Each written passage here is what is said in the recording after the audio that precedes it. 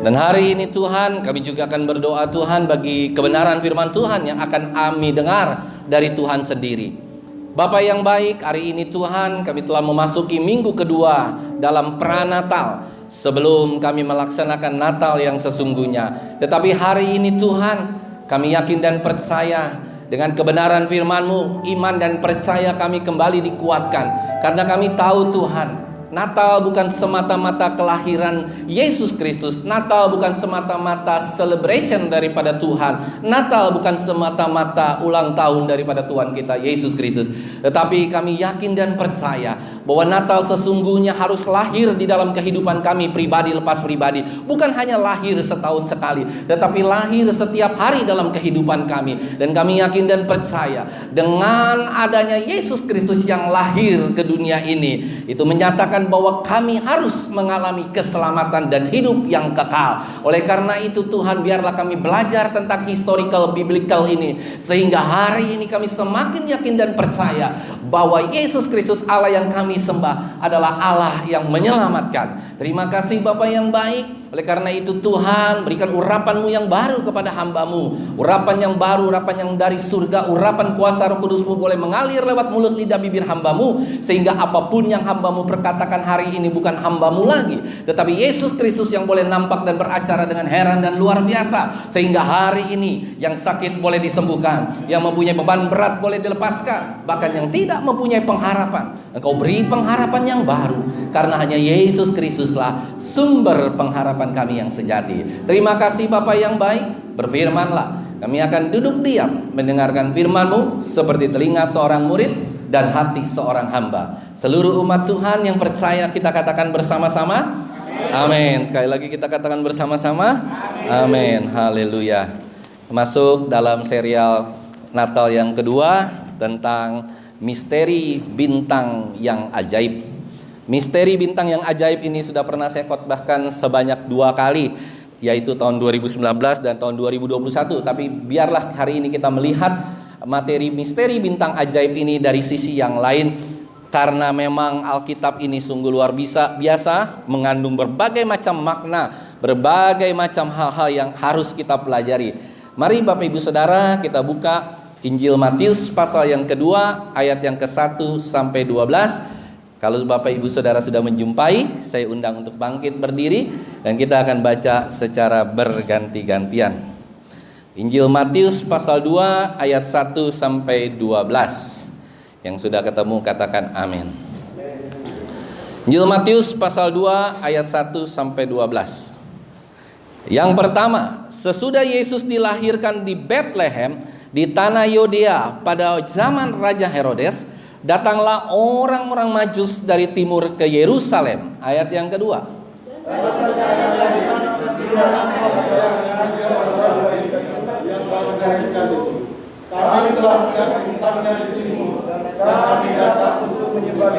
Ketika Raja Herodes mendengar hal itu, terkejutlah ia beserta seluruh Yerusalem. Ayat yang keempat. Maka dikumpulkannya semua imam kepala dan ahli Taurat bangsa Yahudi. Lalu dimintanya keterangan dari mereka, di mana Mesias akan dilahirkan. Mereka berkata kepadanya, di Bethlehem di tanah Yudea, karena demikianlah ada tertulis dalam kitab Nabi. Ayat yang ke-6. Dan kau Bethlehem tanah Yehuda, engkau adalah pada yang kecil di antara mereka yang menjadi dari Yehuda. Karena pada akan meninggalkan semuanya, akan menggembalakan. Amin. Ayat yang ke-7. Lalu dengan diam-diam Herodes memanggil orang-orang Majus itu dan dengan teliti bertanya kepada mereka, bila mana bintang itu nampak? Ayat yang ke-8.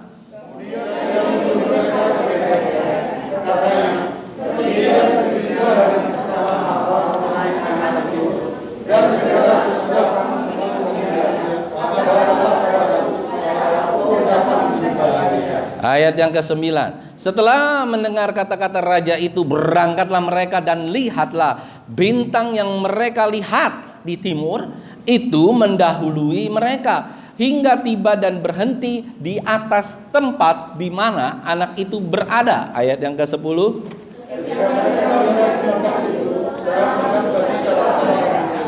Amin. Maka masuklah mereka ke dalam rumah itu dan melihat anak itu bersama Maria, ibunya, lalu sujud menyembah dia. Mereka pun membuka tempat harta bendanya dan mempersembahkan persembahan kepadanya, yaitu emas, kemenyan, dan mur. Ayat yang terakhir kita baca bersama-sama, 1, 2, 3. Dan karena diperingatkan dalam mimpi supaya jangan kembali kepada Herodes, maka pulanglah mereka ke negerinya melalui jalan lain.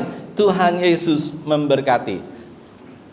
Bapak Ibu Saudara yang terkasih, saya ingin nyatakan bahwa ketika kita membaca Alkitab, ketika kita mendengar khotbah, ketika kita mempelajari tentang kebenaran, maka hal yang paling terpenting adalah kita harus mempunyai pola pikir rohani. Yang percaya katakan amin. Kita nggak boleh punya pikiran tentang keduniawian. Persoalan antara hidup dan mati kita ada di tangan kerohanian kita. Roma pasal 8 ayat yang ke-6, yuk kita buka Roma pasal 8 ayat yang ke-6. Apa yang firman Tuhan katakan? Bahwa kita memang harus berpikir secara rohani, bukan berpikir secara duniawi ketika kita sedang melihat atau mendengar kebenaran firman Tuhan. Roma pasal 8 ayat ke-6, saya bacakan ya. Karena keinginan daging adalah maut, tetapi keinginan roh adalah hidup dan damai sejahtera.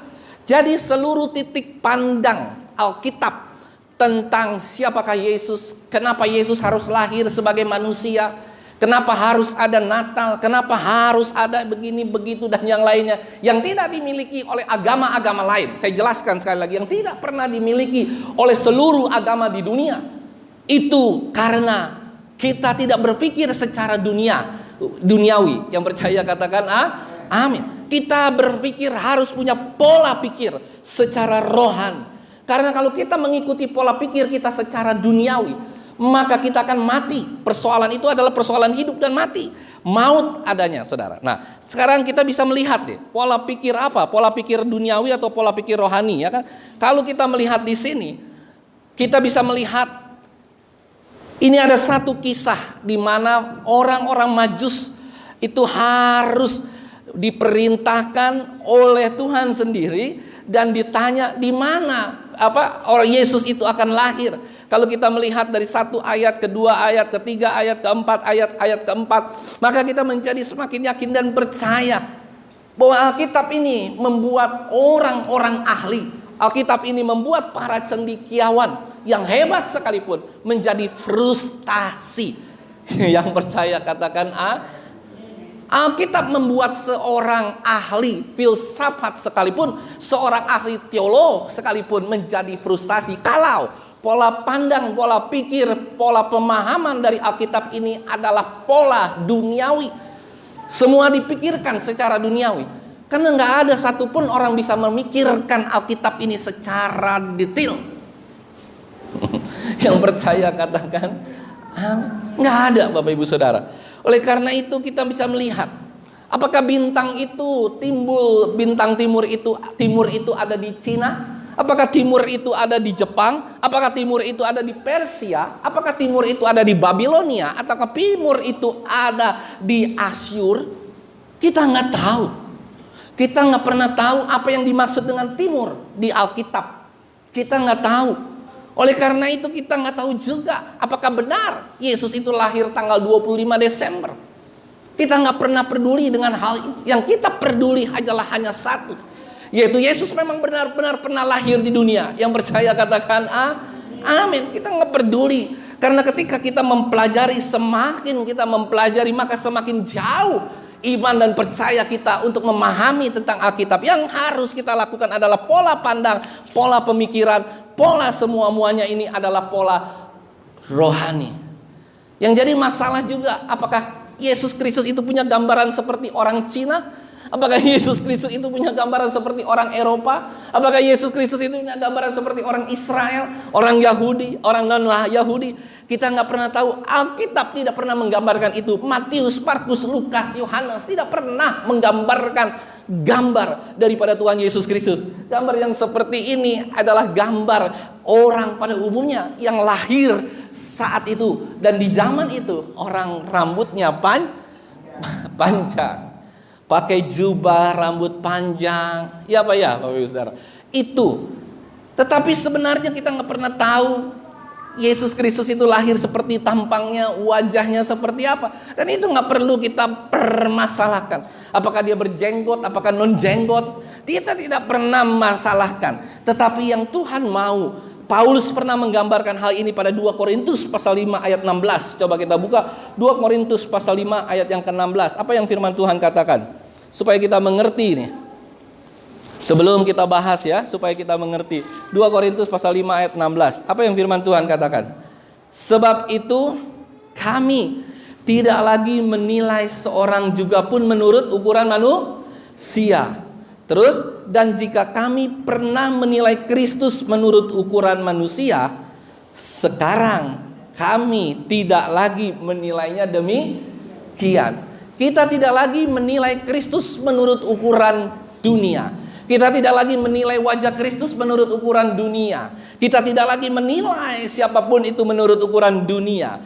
Saya mau tanya baik-baik. Kalau suatu saat nanti ini misalnya kita Natalan di villa, ada kado ya kan? Mungkin saya memberikan kado atau Bapak Ibu Saudara memberikan kado ke saya.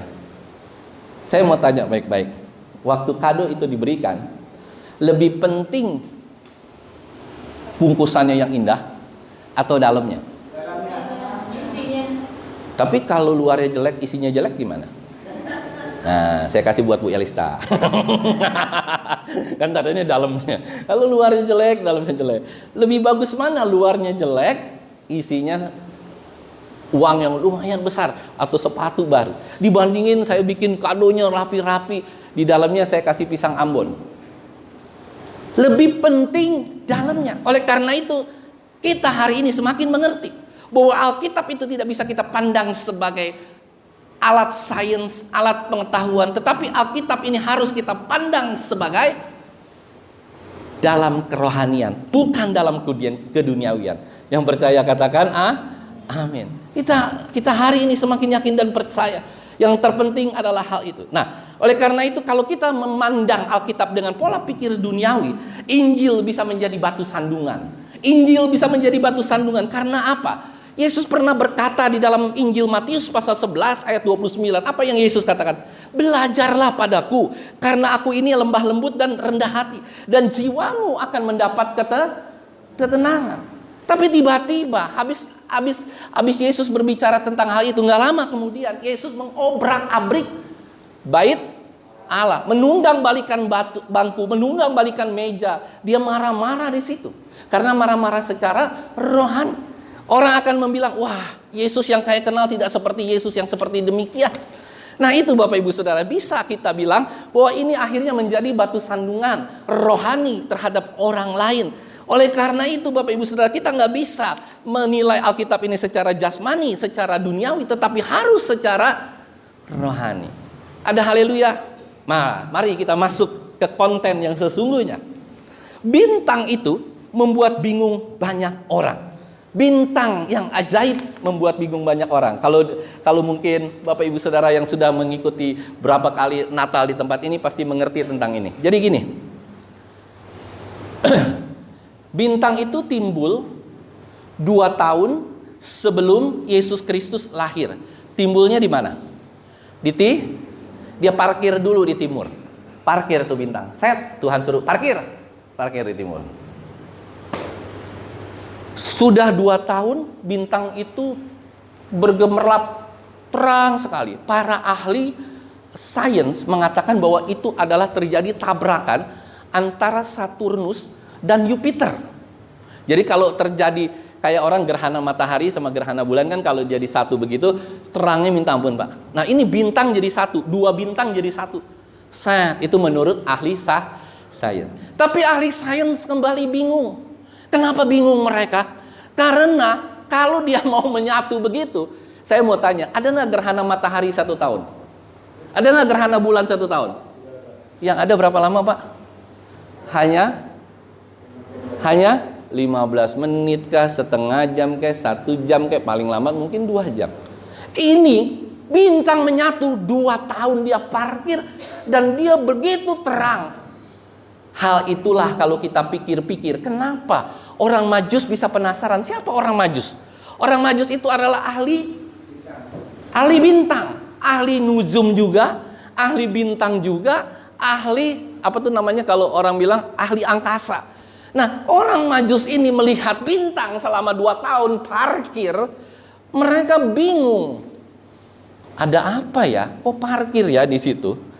Oke, itu dulu ya, baru itu dulu. Itu saja sudah tidak membuat sudah membuat orang-orang sains, orang-orang yang hebat-hebat, ahli-ahli angkasa itu bingung semua, Saudara. Karena kenapa? Tidak pernah terjadi dua bintang atau 2 planet yang luar biasa, Saturnus dan Jupiter menyatu. Itu tidak terjadi. Mungkin hanya 2 jam, 3 jam, paling lama mungkin 6 jam. Sudah terjadi keanehan. Makanya dibilang bintang ajaib. Yang kedua, lebih luar biasa lagi. Bintang itu pertama kali timbul di mana? Di timur. Timur kalau dari saya ini timur sebelah kiri saya atau sebelah kanan? Matahari timbul dari timur apa dari barat? Nah, dari terbit matahari timbul dari timur, tenggelam di barat. Bintang timbul dari bintang timbul dari, ya sama, kalau bintang timbul dari barat ke timur, matahari timbul dari barat, berantakan dunia ini, kacau balau. Karena bintang kan malam, matahari pagi. Oke? Jadi sama, bintang timur tenggelam di barat. Aneh bin ajaib. Saya mau tahu, kita mau tahu bersama. Yesus lahir di mana? Bethlehem. Bethlehem adanya di mana? Timur, barat, utara, selatan. Selatan. Nih, jadi ini timur, barat, utara, selatan ya. Yesus lahir di Bethlehem di selatan. Nah, persoalannya ini bintang nggak mungkin bisa set gitu. Yang lebih luar biasa, demonstrasi Allah itu dahsyat. Ini bintang naik ke utara. Karena itu kalau Bapak Ibu Saudara baca, mereka harus menemui bintang itu di utara, baru bintangnya jalan dulu. Karena Bapak Ibu Saudara lihat baik-baik. Bintang itu mendahului, ada nggak itu kata-kata itu? Bintang itu mendahului. Ada ya di ayat berapa tuh ya? Bintang itu mendahului. Mana ya? Ayatnya berapa ya? Dan engkau, nah ini coba. Mereka berkata kepadanya di Bethlehem di tanah Yudea, karena demikianlah ada tertulis di dalam kitab Nabi. Lalu dengan diam-diam Herodes memanggil orang Majus itu dengan teliti bertanya pada mereka bila mana bintang itu tampak. Nah, ayat ke-9. Setelah mendengar kata-kata raja itu, berangkatlah mereka dan lihatlah bintang yang mereka lihat di timur itu, ngapain saudara?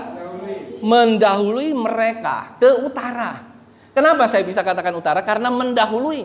Nggak mungkin kalau dia mendahului dari timur ke barat. Orang-orang Majus itu ada di timur.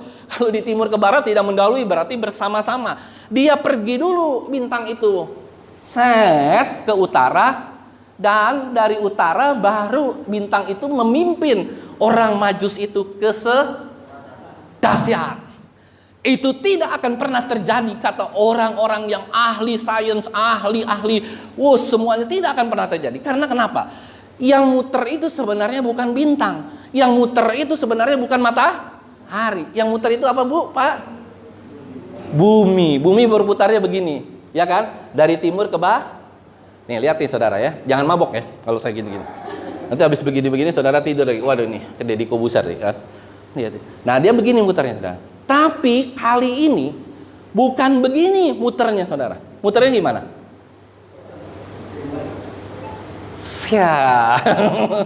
Kalau Tuhan sudah mau, tidak ada yang mustahil.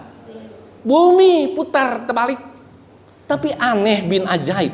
Orang-orang yang ada di bumi waktu itu tidak celentang jebak kembali ke bola. Enggak, padahal muternya harusnya begini, dia muter begini saudara. Jadi yang tadinya kita muter nih dari sini nih, tiba-tiba nih muternya begini saudara. Tapi hebatnya Allah yang kita sembah, tidak ada orang jumpalitan saat itu. Gedebuk. Padahal dia harus menuju ke arah selatan. Dahsyat nggak Allah yang kita sembah? Itu baru satu loh. Harus satu. Saya mau katakan sama kita semua, ajaib nggak? Hebat nggak Bapak Ibu Saudara? Kita bisa nggak memahami keajaiban Allah? Tidak bisa. Yang kita bisa alami adalah kita bisa mengalami keajaiban Allah. Yang percaya katakan amin. Kita nggak bisa memahami Allah yang ajaib. Pikiran Allah bisa membolak-balik rotasi bumi. Itu bisa seperti itu, bisa rotasinya terbulak kebalik seperti itu.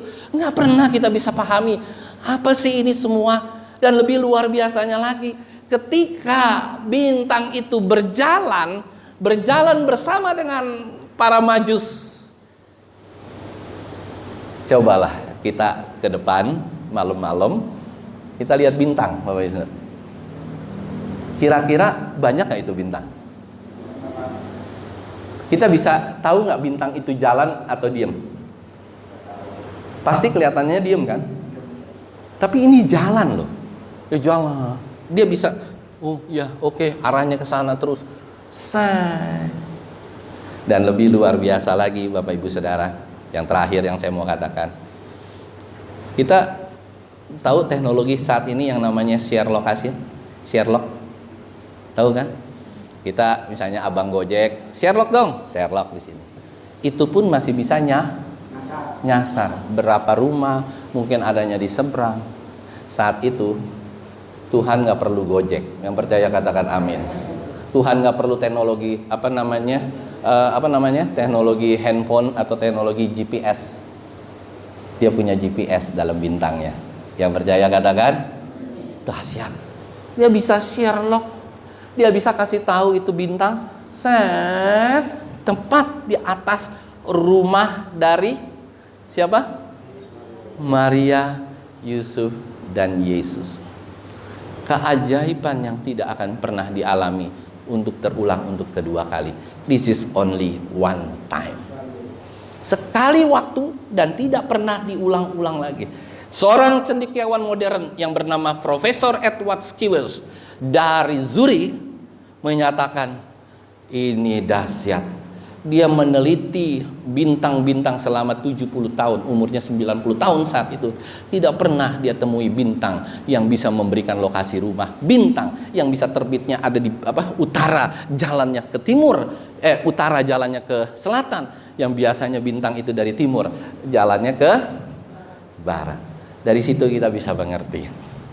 Begitu saya sempat terkaget-kaget semalam gitu ya. Begitu presisinya Allah. Begitu presisinya satu peristiwa, dia rancang demi satu peristiwa. Kapan Maria lahir, kapan Maria mengandung, kapan Maria harus pergi, seperti minggu lalu saya khotbahkan di sini. Kapan Maria tanggalnya harus pergi ke mana? Ke Yerusalem atau ke Bethlehem? Kapan semua? Kapan Raja Herodes marah? Kapan Raja Herodes menyuruh orang Majus, saudara? Luar biasa ya. Begitu presisi yang membuat bulu kuduk saya bergidik. Waduh, Tuhan tuh kalau sudah merencanakan segala sesuatu, rencananya itu indah dan tepat pada waktunya. Yang percaya katakan amin. Kalau hari-hari ini kita sedang mengalami berbagai macam persoalan, sedang pusing, sedang ribut kiri kanan depan belakang, sedang nggak bisa apa-apa. Tetap percaya ada rencana Allah yang besar. Sekalipun jalan yang kita lalui itu jalan yang berat. Ada haleluya. Orang Majus bawa apa, saudara? Emas, kemenyan, mur. Mahal nggak itu semua, Pak, Bu? Orang Majus orang kaya? No. Dia hanya peneliti atau dinamakan ahli nujum atau ahli bintang. Dia nggak orang kaya. Tapi emas ini begitu luar biasa dia beli. Dia berikan seluruh, dia korbankan seluruhnya untuk menyembah raja di atas segala raja. Emas, kemenyan, mur. Dan jangan juga beranggapan, waduh, yang datang itu 3 orang ya Pak, Bu. Yang 1, 2, 3. No, belum tentu itu datang 3. Mungkin yang datang 5 hanya bawa 2 atau 6 orang. Jangan kita konotasiin 3 orang. Saudara yang terkasih, satu lagi. Perjalanan dari utara ke selatan itu kurang lebih mungkin memakan waktu, kalau saya nggak salah itu 1 minggu atau 10 hari. Lebih panjang. Melewati gunung, melewati lembah, melewati apapun, dan di sana banyak rampok. Apa yang terjadi? mereka mempertaruhkan jiwa raga mereka. Untuk siapa? Untuk Tuhan kita Yesus Kristus. Dahsyat. Saya mau katakan hari ini, kalau kita bisa mengerti tentang keajaiban Natal yang begitu luar biasa, harusnya kita nggak perlu takut dengan dan khawatir hari-hari ini dengan hidup kita. Katakan kiri kananmu, tepok dulu, tos dulu, nggak usah khawatir. Kita punya bintang yang ajaib. Bintang apa? Bintang timur. Dahsyat, katakan, kita punya bintang yang ajaib. Allah yang kita sembah itu Allah yang tidak ada bandingannya. Kalau dia sanggup untuk melakukan itu semua, apakah dia tidak sanggup untuk melakukannya untuk kita semua? Yang percaya katakan amin. Jangan pernah takut, jangan pernah khawatir. Seluruh antariksa, seluruh dunia, seluruh manusia, seluruh uang, ekonomi dan yang lainnya dipegang di tangannya Allah. Kalau dia mau menggoyang, membolak-balik, dibilang tahun depan tahun yang sulit. Bisa nggak Allah bolak-balik? Cil. Ada amin? Kalau kita percaya, kalau dia mau dan kita percaya, saya yakin dan percaya bahwa hidup kita ini tetap dalam pemeliharaannya dia. Sesulit apapun, sehebat apapun, seperti orang Majus ini yang begitu luar biasa mempersembahkan segala sesuatunya bagi Allah. Dia dahsyat, heran dan ajaib. Dan yang terakhir yang saya mau katakan dalam khotbah saya hari ini, Bapak Ibu Saudara tahu murid Yesus yang pertama kali siapa? Matius, Markus, Lukas, Yohanes? Siapa? Orang Majus. Orang Majus itulah murid Kristus yang pertama. Bukan Matius, bukan Markus, bukan Lukas, bukan Yohanes, tapi orang Majus. Orang Majus, saudara, yang pertama. Kenapa? Yang pertama kali Yesus lahir yang nengok siapa? Orang Majus. Dan satu lagi, kita akan tercengang-cengang dengan fakta ini. Orang Majus itu bukan orang Yahudi. Orang Majus itu tidak kenal dengan agama Yahudi. Dia tidak kenal dengan apa itu keselamatan. Dia tidak kenal siapa itu Kristus. Dia tidak kenal mengapa Yesus itu harus lahir dan menyelamatkan umat manusia. Dia tidak tahu. Dia tidak mengerti. Dia adalah orang seberang. Dia non-Yahudi. Dan luar biasa, Allah tidak pakai ahli Taurat. Allah tidak pakai ahli agama. Allah tidak pakai orang-orang yang hebat. Tapi dia pakai orang seberang untuk menjadi murid Kristus yang pertama kali. Ada haleluya. Tuhan sanggup mempertobatkan ahli nujum atau ahli bintang ini untuk menjadi murid Kristus yang rela sangkal diri, pikul salib, baru mengikut Yesus Kristus Tuhan kita. Dari sini kita bisa mengerti, Bapak Ibu Saudara, betapa kisah Natal, misteri bintang ajaib ini terbuka, mengerti kita bahwa ternyata Tuhan, jalan ajaib Tuhan itu gak akan pernah bisa dipahami oleh kita sebagai manusia. Tapi bisakah kita mengalaminya? Bisakah kita menerima keajaibannya? Karena Allah yang kita sembah itu Allah yang dahsyat, Allah yang luar biasa, Allah yang sangat-sangat dahsyat. Dan Allah menjangkau keselamatan itu bukan hanya untuk orang percaya, tetapi dia datang untuk para pendosa, pemungut pajak, pelacur, tukang sihir, ahli nujum, sama seperti orang-orang Majus. Kalau mereka saja Tuhan mau untuk menobatkan, bisakah kita sebagai umat percaya mempercayai penuh Tuhan yang kita sembah berpuluh-puluh tahun, Tuhan yang kita sembah, Tuhan yang sudah menjadi Tuhannya kita? Masakan kita tidak percaya dengan dia? Ada haleluya. Percayakah kita tentang keselamatan? Seringkali kita tidak percaya. Kapan keselamatan itu? Kalau Bapak Ibu Saudara percaya tentang keselamatan, berarti saudara sudah rela untuk bertemu dengan Tuhan. Yang percaya katakan amin. Katakan kiri kananmu, rela bertemu dengan Tuhan. Kalau saudara rela bertemu dengan Tuhan, kapanpun saudara mati, saudara nggak perlu takut. Yang percaya katakan amin. Siapa yang rela dan mau mati besok? Tidak takut. Angkat tangan. Katanya Tuhan hebat, katanya mau bertemu Tuhan, nyanyian pujiannya ketemu Tuhan mulu. Tapi ketika dia angkat tanganmu untuk ketemu Tuhan, semua pakai tangan di bawah semua, ya kan? Aduh Pak, tangan saya gatel, tangan saya selagi keseleo Pak, nggak bisa ngangkat gitu kan. Nah, saudara yang terkasih, di sini kita bisa melihat bahwa ternyata Tuhan yang kita sembah, Tuhan yang tidak main-main di dalam merancang segala sesuatu. Tadi saya waktu duduk sempat berpikir, gila ya, rancangan Tuhan buat kita semua juga dahsyat.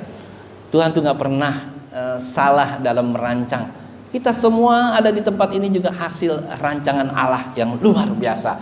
Kita ada di pekerjaan kita, kita punya istri yang begitu bawel, yang begitu, waduh, setiap hari kasih tahu ini, itu sudah rancangan Allah yang indah. Ada amin, saudara? Amin, ibu-ibu. Kita punya suami yang sedikit kasar, sedikit ini, itu juga udah rancangan Allah dalam kehidupan kita. Kita harus menerima, dan kita harus selalu katakan, sebab Tuhan baik. Amin. Kalau ribut sama suami sama istri, angkat puji ya. Sebab Tuhan baik. Suamimu atau istrimu ketika lagi ngoceh, ya kan ngoceh terus ya dari atas sampai bawah gedung, rumah, dari kiri sampai kanan, sebab Tuhan baik, pasti hatinya akan luruh, tersentuh. Saya mau katakan hari ini, keselamatan yang Tuhan berikan kepada kita semua, itu memang keselamatan yang gratis, tapi tidak murahan.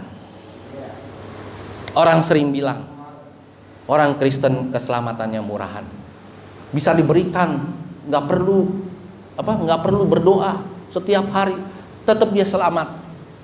Jalur jalur spesial, murahan. No, saudara nggak tahu. Waktu kita menjadi orang Kristen, sangkal diri, pikul salib, setiap hari harus kita alami, baru kita menuju kepada keselamatan. Bukan keselamatan itu murahan, keselamatan itu gratis, iya, tapi tidak murahan. Karena dia mencucurkan darahnya, dia mengorbankan anaknya yang tunggal, supaya kita setiap orang yang percaya tidak binasa, melainkan beroleh hidup yang kekal. Tuhan punya keselamatan yang memang dia sudah sediakan jauh sebelum dia lahir. Dia sudah siapkan untuk kita semua, dan kita ada di tempat ini karena dia tahu kita mau diselamatkan dan mau setiap hari sangkal diri, pikul salib, baru mengikut Tuhan. Oleh karena itu, Bapak Ibu Saudara yang terkasih, mari, sejauh mana kita mau mengikut Tuhan setiap hari, sejauh mana kita mau sangkal diri, pikul salib kita setiap hari, sejauh mana kita tahu posisi hidup kita. Orang Majus datang dengan kemenyan emas dan mur, emas, kemenyan dan mur. Begitu perjalanannya panjang, mereka bawa baik di kuda atau keledai mereka bersusah payah sehingga mereka boleh sampai ke sana tanpa bersungut-sungut. Sudahkah kita melakukan hal itu untuk keselamatan hidup kita, ataukah kita hanya bermain-main dengan Tuhan setiap hari? Ada amin, saudara? Ataukah kita hanya bermain-main sama Tuhan setiap hari? Hari ini kita bermain A, besok kita bermain B, Tuhan hanya melihat saja. Oh iya, engkau masih bermain terus, sampai umurmu dicabut sama Tuhan, masih main-main juga. Saya mau katakan hari ini, ayo kita komitmen kita kepada Tuhan. Pola pikir hidup kita rubah dari pola pikir duniawi menjadi pola pikir rohani. Dan ketika saudara rubah itu, maka membaca Alkitab, merenungkan firman Tuhan, itu seperti saudara menonton sinetron Korea, drama Korea. Ada haleluya? Kalau nonton drama Korea gimana Pak, Bu, kira-kira? Atau nonton film serial? Seru nggak, Bu? Nah, udah nonton serial 1, mau serial 2, ketagihan terus kan? Terus ya, tapi di sini emang nggak mau dibeliin TV juga, Pak. terus ya kan? Kalau saudara sudah mengalami itu, berarti pola pikir kita sudah berubah. Tapi kalau belum, banyak berdoa supaya jangan sampai dicabut Tuhan sebelum saudara mencintai ini secara rohani. Mendengar firman Tuhan, mencintai Alkitab, itu sungguh luar biasa. Dan di sini begitu saudara baca, baik dari pasal ke pasal, begitu dahsyat. Tidak ada bandingannya. Ketika saudara baca satu ayat, satu perikop, satu ayat, satu perikop, selalu menguatkan hidup kita setiap hari. Kuat. Tidak ada yang kelewat. Saya yakin dan percaya, kalau itu ada dalam kehidupan kita, maka kita boleh menjadi anak yang bertumbuh di dalam Tuhan, menjadi anak Tuhan yang bertumbuh, berakar dan berbuah di dalam Tuhan dengan kuat. Dan mereka dan kita semua tidak lagi dianggap sebagai pengkhianat-pengkhianat Tuhan, pengkhianat-pengkhianatnya Allah, dan kita dianggap benar-benar sebagai anak Allah yang sudah bertobat dan mau rela diselamatkan. Amin. Tuhan Yesus memberkati. Biarlah kita semakin mengerti misteri bintang ajaib ini untuk menobatkan kita, orang yang percaya, orang yang belum percaya, orang yang tidak percaya, lewat kejadian yang sangat luar biasa. Dan yang terakhir saya mau kasih tahu, waktu kejadian ini dan diteliti oleh para ahli, para profesor, para dokter, apa yang terjadi? Ratusan profesor bertobat karena satu hal. Tidak akan pernah ada di dunia ini bintang yang bisa muter seperti itu dari utara ke selatan. Mereka godek-godek kepala, bintang ajaib, dan mereka harus percaya bahwa itu adalah pekerjaan Tuhan, bukan pekerjaan manusia. Kemarin saya baru diskusi sama orang mengenai gempa bumi. Ada ahli agama seberang, dia bilang gini, ini semata-mata karena bom nuklir ditembak ke laut. Saya cuma ketawa aja, saya dengar nuklir ditembak ke laut, maka terjadi patahan dan terjadi gempa. Saya ketawa ngakak, dia tersinggung memang. Kenapa Bapak ngakak? Saya ketawa, saya bilang, kenapa? Kita punya logika, jangan sampai logika kita kalah dengan unlogic kita. Sekarang logikanya begini, Bapak tahu, saya bilang, kalau kita ada danau, tahu nggak yang bom yang untuk matiin ikan, tahu kan? Kalau dibom ikan mati. Tahu Pak? Oke, tahu Pak? Oke. Saya mau tanya, kalau dibom ikan yang sekelilingnya mati nggak Pak? Mati. Saya mau tanya lagi satu lagi. Kalau ada bom nuklir ke tengah-tengah laut, ikan paus mati nggak? Mati. Ikan hiu mati? Mati. Ngambang nggak? Ngambang. Saya mau tanya, sekarang terjadi gempa di mana? Coba cek. Dia cek. Ada ikan paus mati? Ada ikan hiu mati? Nggak ada. Hari itu dia bilang, Bapak luar biasa. Hikmat yang turun dari Bapak hanya satu seorang pendeta yang baru saya dengar begini. Terus saya bilang dalam hati saya tepuk tangan, tapi di luar saya nggak tepuk tangan. Rasain kau. Karena ya Allah yang aku pegang adalah Allah yang penuh dengan hikmat. Karena inilah aku bisa berpikir seperti itu. Tanpa itu saya juga nggak pernah bisa. Saat itu langsung Tuhan kasih hikmat sama saya. Sang Ustadz, sang Habib keok. Belum lama ini kejadian, saya sempat diskusi. Saya bilang, begitu Pak, logik kan? Kalau ada nuklir masuk, jegrek, patah, oke, terjadi tsunami, terjadi gempa, apa ya efeknya? Ya ikannya pada mati Pak. Ngambang ikut ikan paus pada ngambang, ikan-ikan yang lain pada ngambang, udang, kepiting. Bener nggak Bu Pak? Orang bom aja sedikit aja di boom gitu kan? Kan nggak boleh itu kan, sama pemerintah nggak boleh ada bom, yang boleh serep itu aja kan, pakai jaring. Mati, timbul. Sekarang saya mau tanya, Bapak cek deh, di mana ada gempa? Garut? Di mana ada gempa lagi kemarin? Di Cianjur? Lautnya laut mana? Coba cek. Pusat gempanya di mana? Coba cek. Apa yang terjadi? Adakah ikan mati? Dan kalau ada ikan mati, saya mau tanya sama Bapak Ibu Saudara. Di sini mungkin ada wartawan atau apa? Rame nggak Pak di koran? Rame nggak di media? Rame minta ampun. Gempa, ikan mati, ikan.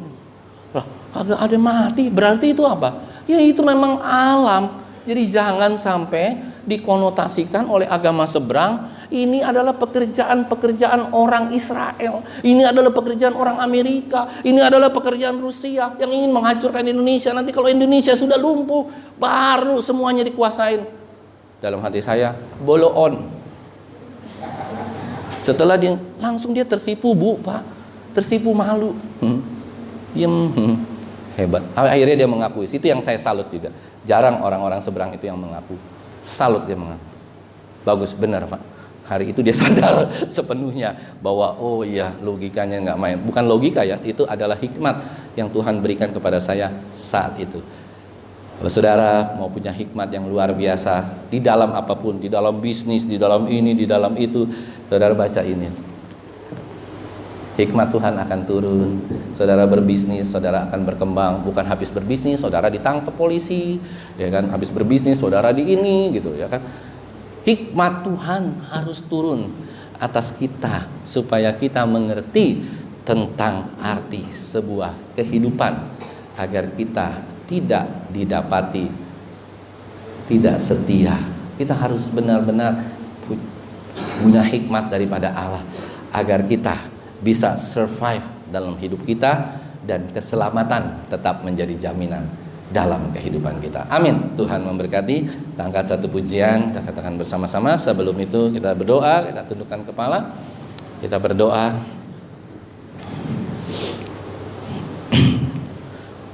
Bapa yang baik, hari ini Tuhan kami semakin mengerti tentang satu rencana Tuhan yang besar dalam keselamatan manusia.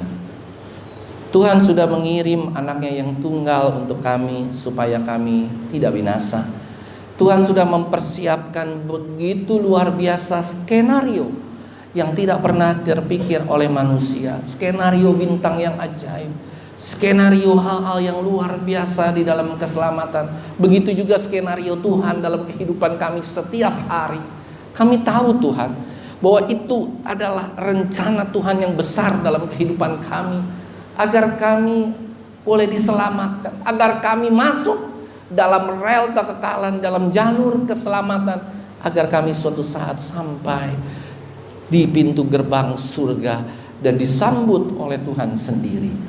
Terima kasih Bapak yang baik buat pesan Natal hari ini. Misteri bintang yang ajaib menobatkan orang yang tidak percaya, menobatkan banyak orang, sehingga kami semakin mengerti Tuhanlah yang harus kami junjung, kami sembah setiap hari. Terima kasih Bapak yang baik. Hanya di dalam nama Tuhan Yesus Kristus kami sudah berdoa dan mengucap syukur. Haleluya. Amin.